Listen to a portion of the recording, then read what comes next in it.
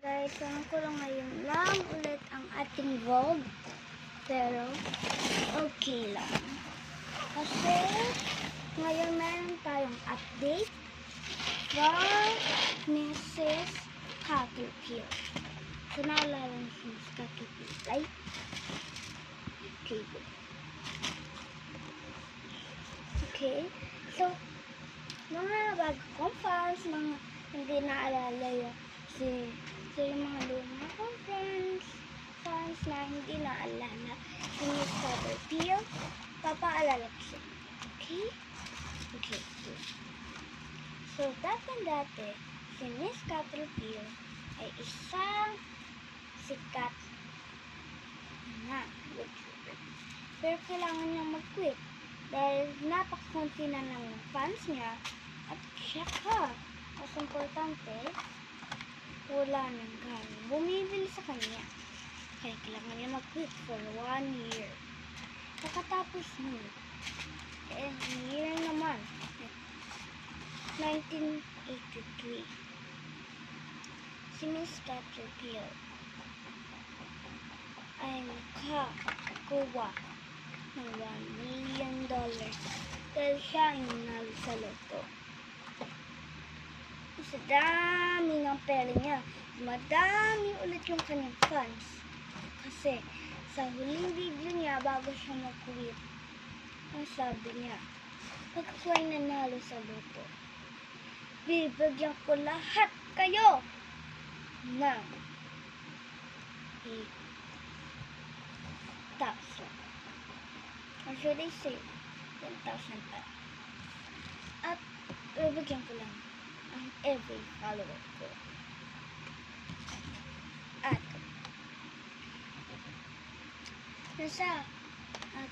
sinabi niya yun sa Filipino fans niya kasi siya ay taga Philippines. Pero lumipat sa Korea. At dahil kay Miss Pilpa, marami siyang nickname kaya tinatawag ko siya by all of her nickname. Tapos si Miss Pilpa, napakadami ng nickname pala. Tapos, huling video niya ay yung nanalo siya sa loto. Dahil doon yung mga fans niya ay naalala kung anong sinabi niya sa huling video niya. Kaya nagsisipag-follow na sila sa kanyang bagong account.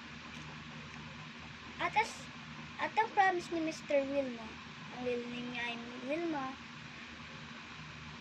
tapos ang sabi ni Mr. Wilma, Mrs. Wilma, as I promise, as yung latest video naman ni Mr. Wilma, ay sa latest video niya, ang sinabi niya sa kanyang fans, sa lahat ng nag-follow sa akin, ito na ang inyong pera. Comment niya lang, every follower lang na nag-follow sa akin, i-send sa akin ang kanilang address at saka yung kanilang bahay para mapuntahan ko po. Ayun, lahat ng fans niya ay Pilipino. Kaya bumalik siya sa Philippines. Hindi ganong matagal, mga noong 1982. Yung nanay ni Mrs. Wilma ay namatay. Kaya, 61st birthday ni Wilma, siya ay nag-celebrate ng masyadong masaya.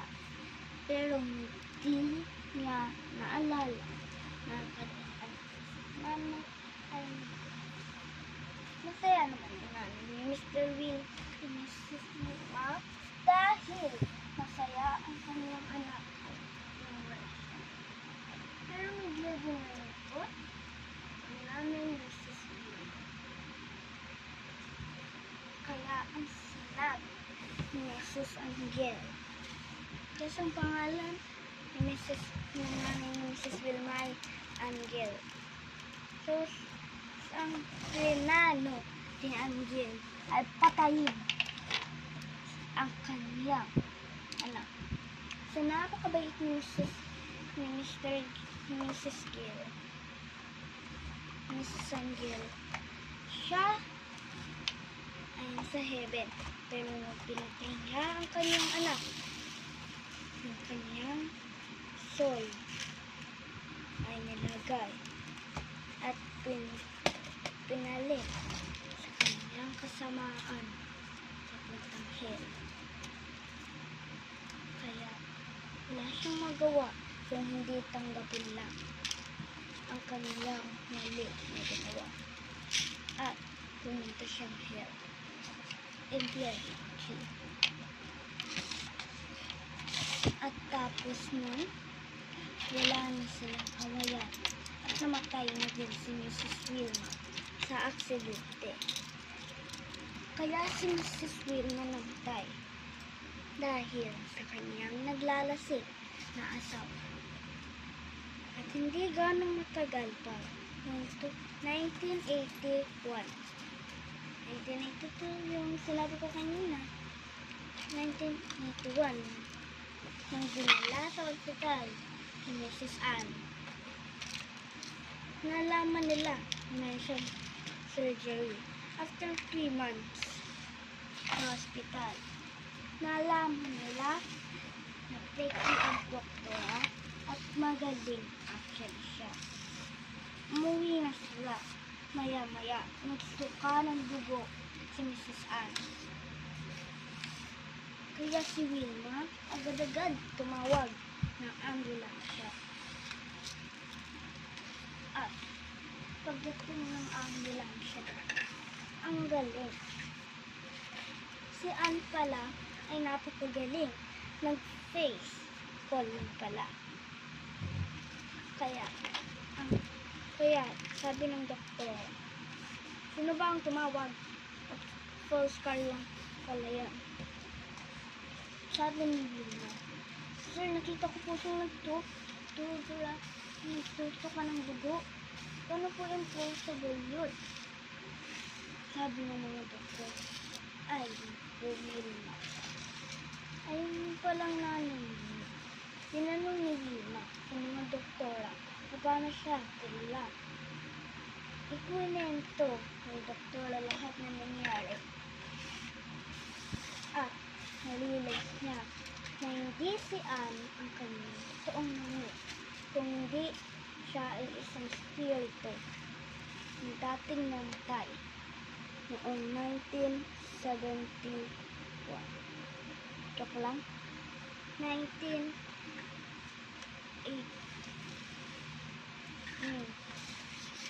At tapos, tinanong ni Wilma sa mga doktora kung paano yun possible. Kasi siya ay pinanganak noong 1980. Tinanong siya. Kaya tapos, ang sinabi ng mga doktora ay nakaka-shocking.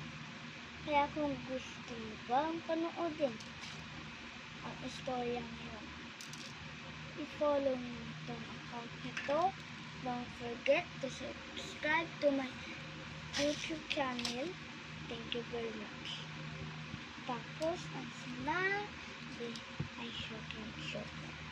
Kasi, dati daw, noong 1907, nung nabuntis sa kanyang totoong nanay. Yung kanyang nanay ay sayang-saya. Yung nag-New Year, pinanganak na siya. Tapos, after 3 days ng pregnancy, 3 days old pa lang si Wilma, siya ay nakaranas ng madami. Yes. At si Wilma ay naging matalino. Kapag salita na agad, kapag times na agad, kapag divide na agad, si Wilma ng 3 days old pa lang. Gulat na gulat ang kanyang totoong nanay. Kasi Mrs. Kate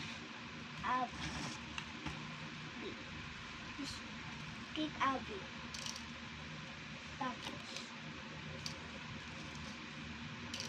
Si Kate Abby ay isang sikat na model noong 1970 at maraming beses na siyang nanalo. Sa tanda niya, siya hindi na nakatiis pero nag-quit ng modeling. Hindi ba't nakakashock yun? Oo, nakakashock yung mga idol. Pero, hindi nga alam kung ano nangyari kay Kate Abby. Siya ay nagkaroon ng heart attack.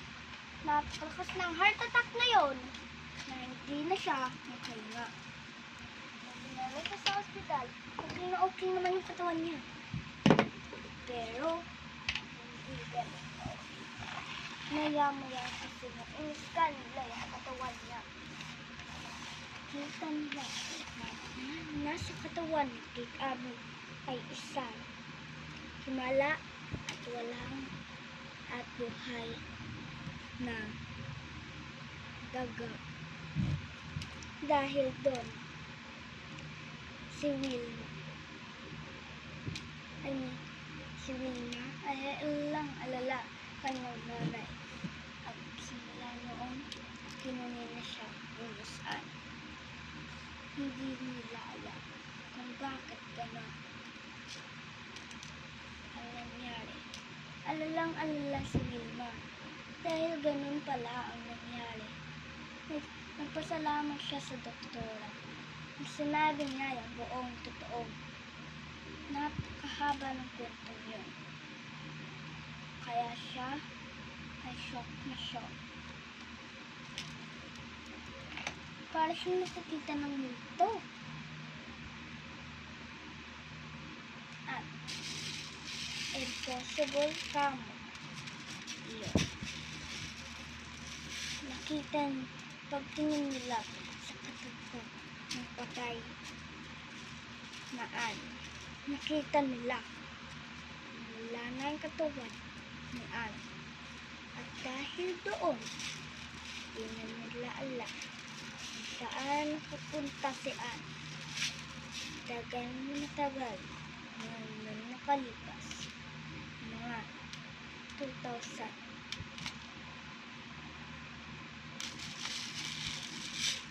Years later. Lang 20 years later. Si Wilma ay finally nakagraduate ng school. Pero hindi niya alam sino ang espiritu sumusunod sa kanya. Hindi niya alam na may espiritu na sumusunod sa kanya. At dahil doon, hindi niya na alam kung ano ang gagawin. Lagi siyang natatakot kasi baka mamaya mayroong sumusunod na espiritu sa kanya. Hindi niya alam meron na. At dahil doon, nalaman niya na ang espiritu na sumusunod sa kanya ay yung espiritu ni Miss Kate Abby. At dahil doon, Kate Abby, marami napansin sa buhay ni Wilma. At dahil doon, gusto nilang mabuhay ulit. Kaya, ang ginawa niya, pinakal niyang sarili niya. Tapos, sakin lang. Pero, si Wilma nabuhay. Ulit. Kate ulit. Gulat na gulat si Wilma doon. At sinabi niya, Ma! Tinanong ni Kate kung paano niya nalaman na siya ang kanyang totoong nanay. Ikunento ni Wilma lahat ng pangyayari. At naniwala naman si Kate. Anak niya yun eh. The end. Gusto niyo ba yung kwento ko? Kasi ayong kwento na yun ay totoo. Okay, kung naniwala naman kayo at naniniwala na po, well, like and follow na. Thank you!